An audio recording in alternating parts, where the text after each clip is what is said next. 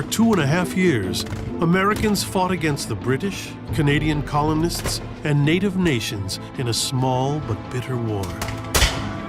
Yet in the U.S. today, very little of the War of 1812 lives on in the public mind. Bill, what are you talking about? I'll tell you what I'm talking about. I've been reading up on the War of 1812, and the fucking information on it and the vibe of each article is just wildly different. You know, if I read a lot of the Americanized versions, what was going on was England and France were going at it, as they always do. You know, you can't get along with one another. Listen, everybody in England knows that the French are better. You know, they got better food, better culture, better artists. You know, it wasn't until, you know, the white bands over there stole from the black guys, the blues guys over here, that England became cool. That's basically it. I mean, it was never really cool. I'm just fucking with you guys. I'm just like, right, what are you told? I don't know anything about any of this shit. Anyway, they're going at it, okay? France has this little fella named Napoleon. You got a Napoleon complex. So here comes another just fucking lunatic trying to expand and do all of this fucking bullshit. And then they say, he's doing it because he's short. Making all short people seem like you got to keep an eye on them. All right? Those little fuckers, they're so annoyed with being short. Those little fuckers will start a war that'll bring down your goddamn country. So anyway, I don't know what Napoleon did. I think he was yet another dumb person that tried to go into Russia and spread himself too thin and got the shit kicked out of him, right? Hundreds of criminals were released. Their job was to set fire to the whole of the city in the face of a determined enemy. Wait, let's see how tall is Hitler? What is with short guys taking their armies into fucking Russia and getting their asses kicked? You know? Here's my question for people in Russia listening to this. Is the third time going to be the charm? You defeated the first two short guys, but can you handle a third?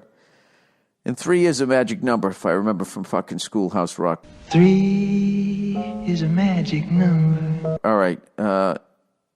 Jesus Christ. Some of the shit because of this podcast in my search engine. Adolf Hitler height.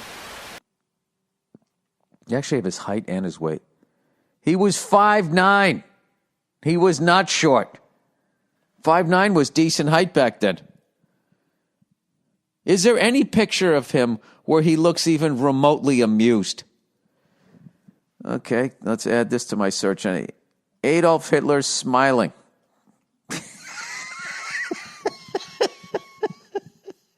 I just realized that this is the one. These are probably the photo. Oh my God, he looks like Mo Howard. These are the photos that they probably show at like white supremacist meetings. Anyway, he wasn't that bad a guy. I got to tell you, he actually has a really nice smile. Gives it entirely different. Look at this poor fucking kid. He's fucking crouched down, giving this kid a little hug. These are disturbing. What is he laughing about? Look at this. He's got his hair combed straight down. I swear to God, he looks like fucking Mo Howard. Then there's a weird split picture of him smiling, and they've added Gandhi in this one. You got to love the internet. It's just so fucking nuts. The fact that I can look up Hitler, 78 Adolf Hitler smiling videos and HD footage. 217 Adolf Hitler smiling photos. These are all on Getty Images, by the way.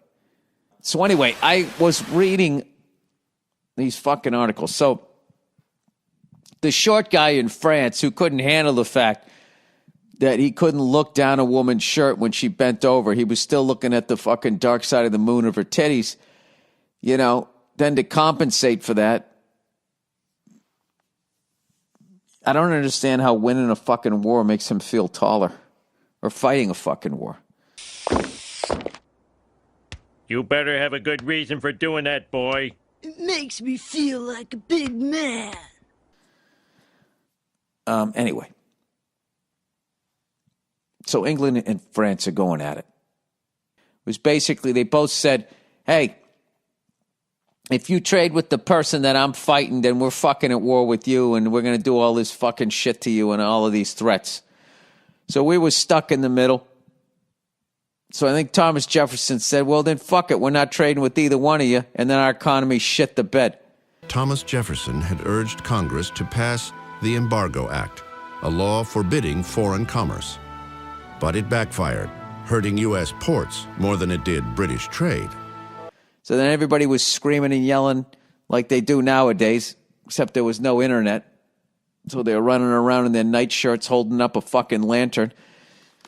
I don't know, yelling at somebody, saying we got to pick a side, we got to do something. Oh, fucking hell. And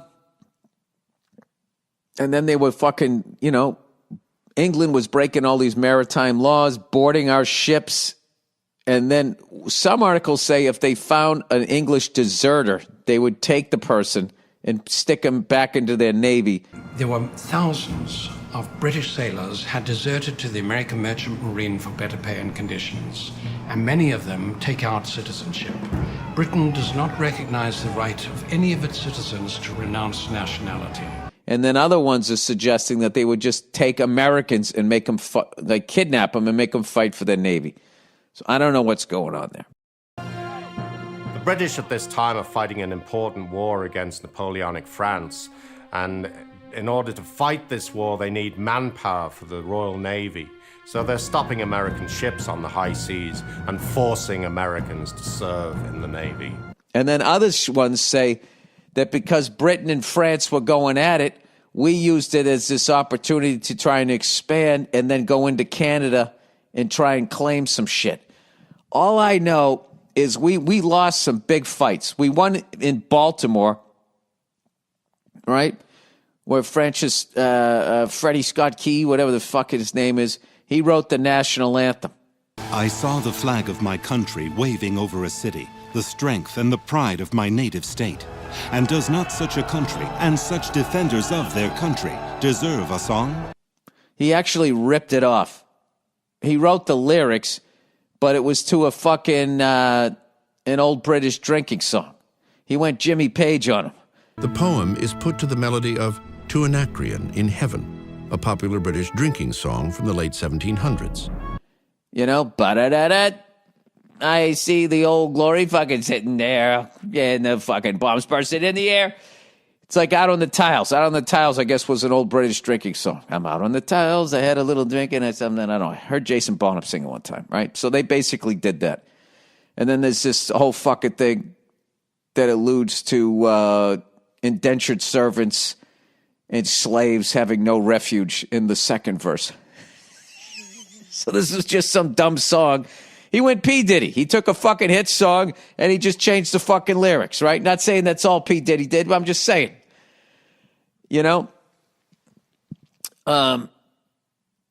Anyway, he did the Every Breath You Take remix. And he wrote the fucking song. And then 100 years later, it became the national anthem, evidently. I don't know what the national anthem was before that.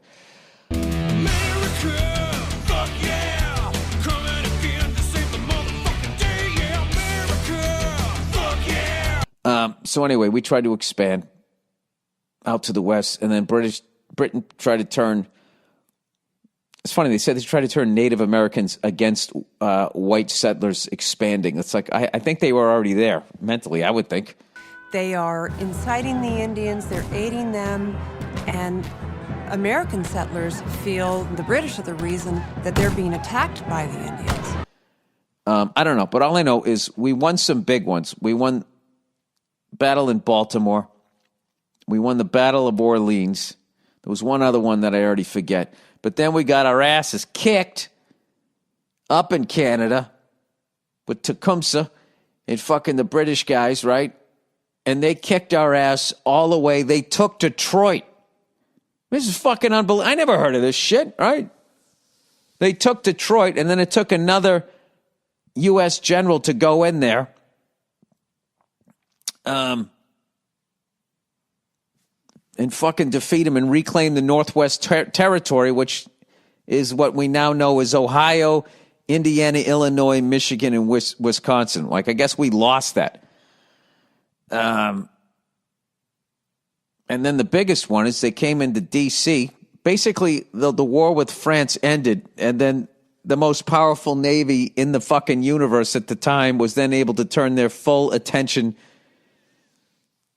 to us.